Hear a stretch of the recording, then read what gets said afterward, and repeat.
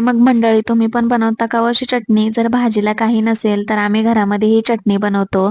कांदा आणि टोमॅटोची ही चटणी खायला अगदी सुरेख लागते आणि 5 ते 10 मिनिटामध्ये बनवून सुद्धा होते. तर चटणी बनवण्यासाठी इथे मी लोखंडी तवा ठेवलेला आहे गॅसवरती आणि यामध्ये कांदा चिरून घेतलेला आहे, तो टाकलेला आहे. अगदी 2 ते 3 कांदे मी चिरून घेतले होते. यामध्ये मी तेल टाकलेलं आहे अगदी 2 चमचे आणि हा कांदा आपल्याला भाजून घ्यायचा आहे. यामध्ये आपण यानंतर कढीपत्त्याची पानं टाकूया आणि मिक्स करून घेऊया. कांदा सुद्धा हलकासा मऊ व्हायला लागलेला आहे. तेलामध्ये परतला गेलेला आहे छान.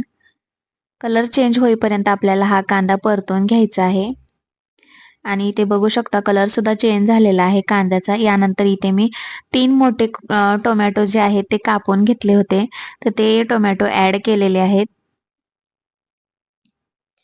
टोमॅटो सुद्धा अगदी 2 मिनिटभर परतून घेऊया.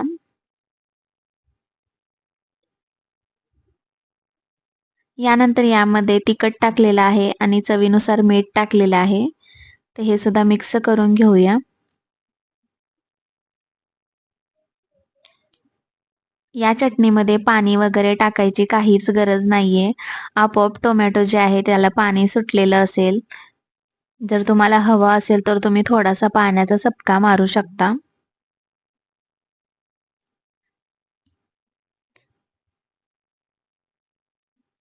यावरती झाकण ठेवायचं आहे आणि एक 5 मिनिटे वाफवून घ्यायचं आहे.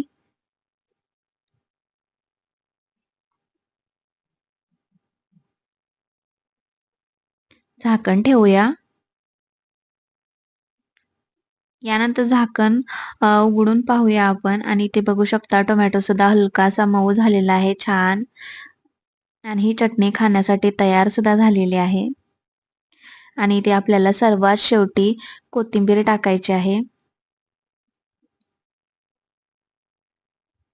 खाण्यासाठी खूप सुरेख लागते, एकच नंबर लागते. तुम्ही सुद्धा ही चटणी रेसिपी नक्की करून पहा आणि ही चटणी तुम्ही अगदी भाकरीसोबत, चपातीसोबत सुद्धा खाऊ शकता. कमालच लागते.